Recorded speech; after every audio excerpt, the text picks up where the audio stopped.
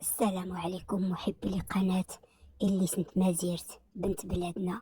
نحييكم من كل قلبي. القصة ديالنا اليوم هي كالتالي. في واحد الدوار قريب لمدينة مراكش كانت عايشة امرأة سميتها فاطمة مع راجلها الحسين. تزوجوا هما صغار، وكان عندهم حلم واحد يكون عندهم وليد ولا بنية يعمر عليهم الدار. دازوا السنين، مشاو للطبيب، جربوا كل شيء ولكن ما كانش نصيب. كبروا في السن والشعر ديالهم ولا أبيض، ولكن العلاقة بيناتهم كانت عامرة بالمحبة والرضا. فاطمة كانت كتقول يمكن الله ما عطانا الولاد ولكن عطانا راحة البال. والحسن كان ديما كيجاوبها وانت عندي بالدنيا وما فيها. الدوار كامل كان كيعرفهم بالخير، حيت كانوا كيعاونوا الدراري القرية ويوقفوا مع أي واحد محتاج. حتى ولات الناس كتقول هاد الزوجين ما عندهمش ولاد، ولكن ربوا الجيل كامل بالأخلاق. وفي نهار من النهارات واحد الشاب جا لعندهم وبدا كيبكي، قال لهم انا يتيم، ولكن نتوما كبرتوني بكلامكم ونصائحكم. اليوم خديت خدمه وغادي نوقف معاكم حتى لاخر العمر. تبدل الحسين وفاطمه النظرات وابتسموا وفهموا باللي يمكن ما جاوهمش ولاد من دمهم، ولكن جاوهم من القلب. العبرة ماشي ديما السعادة كتكون فاش كيكون عندك كل شيء، ولكن فاش كتكون راضي وكتعطي الخير للناس. من بعد داك النهار ولات حياة فاطمة والحسين فيها فرحة جديدة. داك الشاب ولا كيجي عندهم بحال ولدهم، كيسول عليهم، كيعاونهم في حال كيحتاجوا شي حاجة. ولكن فاطمة في داخلها كان باقي داك الدعاء القديم: يا رب غير نشوف شي ولد ولا بنية ويقول لي وامي. دازت الشهور، واحد النهار جاو الناس للدوار كيقلبوا على شي عائلة حنينة تكفل بطفلة صغيرة. خلاتها الأم ديالها. بزاف تضرضوا الناس، ولكن ملي سمع الحسين مشى مباشرة وقال حنا مستعدين نتكفلوا بها. فاطمة ما صدقاتش، دموعها طاحت غير ملي شافت داك البيبي الصغير ملفوف في الثوب ابيض.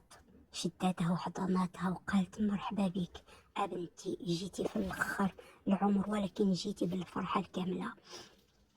سموها نور، حيت نورات دارهم وحياتهم. مع الوقت ولات الدار عامرة بالضحك والبكا ديال الطفلة الصغيرة، والإحساس ولا كان ناقصهم طول السنين. وداك الشاب حتى هو بقى معاهم، ولا بحال خو كبير للنورة، وكأن الله جمع ليهم عائلة ما كانوش في الحسبان. الحسن في واحد العشية قال فاطمة شفتي الله ما كينساش، غير كيأخر العطا حتى يكون أجمل. فاطمة ابتسمات وقالت الحمد لله، عطانا الله بنت من القلب والولد من النية.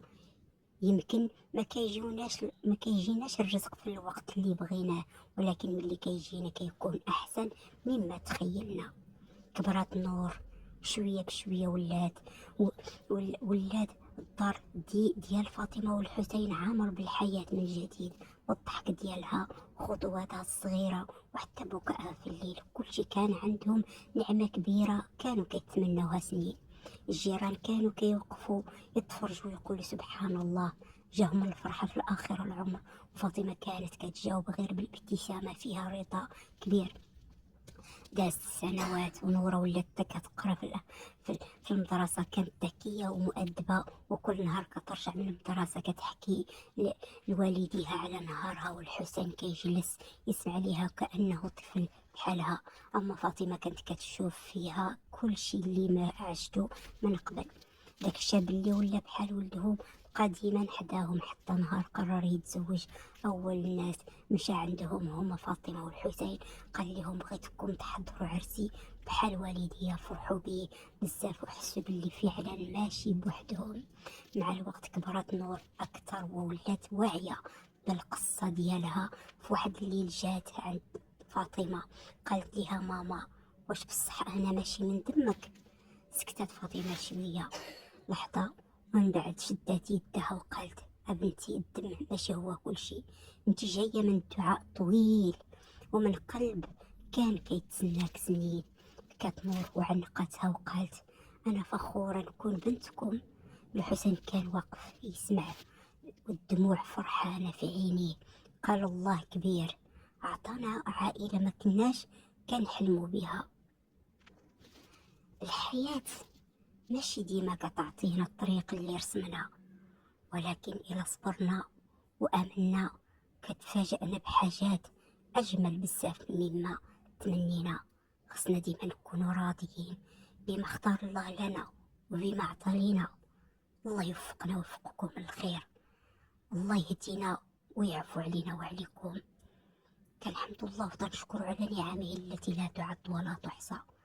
شكر للمستمع الفاضل.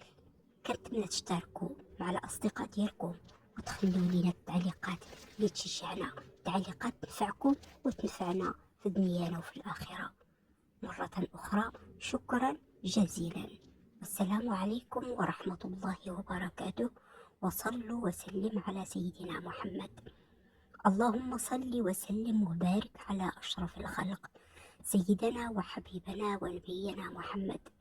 اللهم صل على محمد وعلى آل محمد كما صليت على إبراهيم وعلى آل إبراهيم، وبارك على محمد وعلى آل محمد كما باركت على إبراهيم وعلى آل إبراهيم في العالمين إنك حميد مجيد. سبحانك اللهم ربنا وبحمدك، أشهد أن لا إله إلا أنت، أستغفرك وأتوب إليك. والسلام عليكم ورحمة الله وبركاته.